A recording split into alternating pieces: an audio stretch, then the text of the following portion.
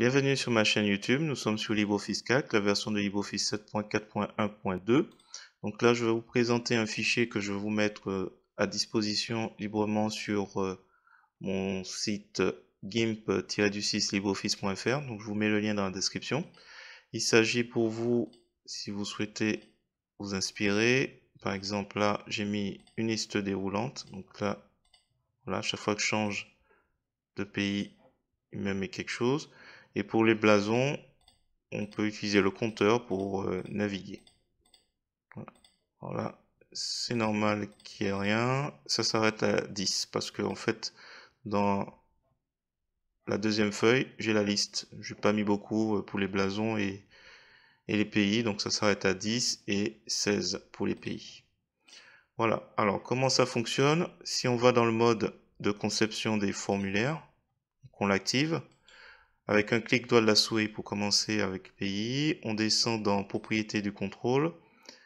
Donc là, ce qui est intéressant comme élément, alors j'ai ancré à la cellule, comme ça, quand ça bouge au niveau de la cellule, ça suit.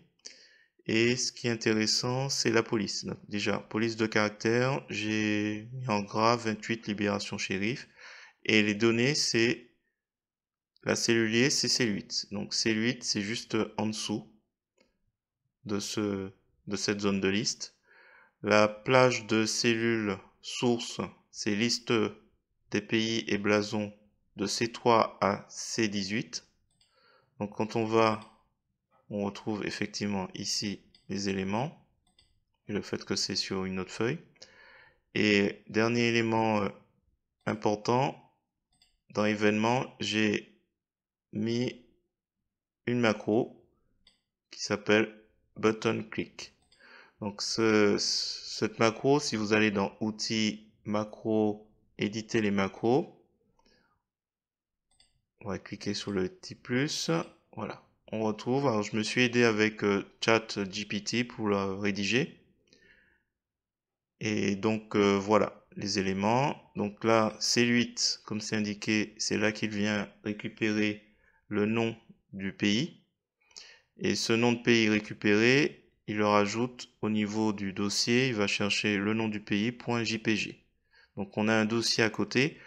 Le fichier que je vais vous mettre, ce sera un fichier .zip et il charge dans ici, donc dans ce formulaire, donc ça s'appelle contrôle picto. Donc ça c'est un contrôle picto IMG drapeau. Donc là aussi, il vient chercher sur C8 le champ de données. Et c'est comme ça que ça s'alimente. À la différence d'ici, au niveau de pays, vous avez un index et le nom du pays qui est trouvé permet d'indiquer à quel niveau il se trouve, quel numéro lui est attribué. Alors qu'ici, on n'a pas d'index équive. L'index équive est à ce niveau-là de blason. Et c'est lui qui est modifié pour pouvoir déterminer après le département. Donc voilà, si on active, alors je remets le mode conception, clic droit de la souris, donc on active le mode conception de formulaire.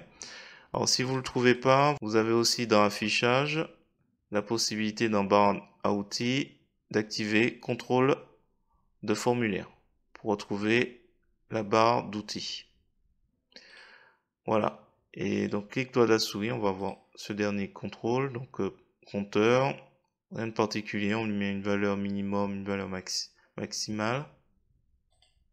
Les données, c'est B25, c'est ici, là où il y a le chiffre, qui renvoie les éléments. Voilà, pour retrouver le fichier, vous allez donc sur gimp-libreoffice.fr, vous allez dans la rubrique ressources, et vous allez sur drapeau et blason. Et quand on clique, on peut enregistrer, alors j'avais déjà enregistré, on va le supprimer. On va l'ouvrir. Donc on est dans téléchargement. Alors je vais supprimer celui-là.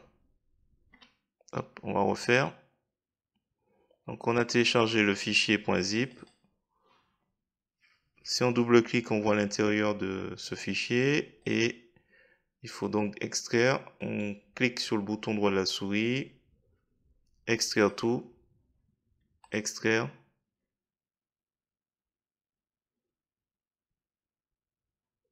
Là, on va sur ce fichier. Alors, j'en ai un deuxième déjà ouvert. Alors, on va fermer peut-être le premier. Je ferme celui-là. Oui.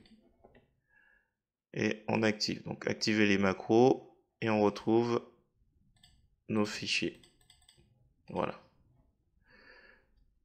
Si vous avez apprécié cette vidéo, je vous remercie de me mettre un pouce vers le haut et de me laisser un commentaire. N'hésitez pas également à vous abonner à ma chaîne pour voir d'autres contenus sur GIMP, LibreOffice ou Gmic. Et sur ce, je vous dis à bientôt.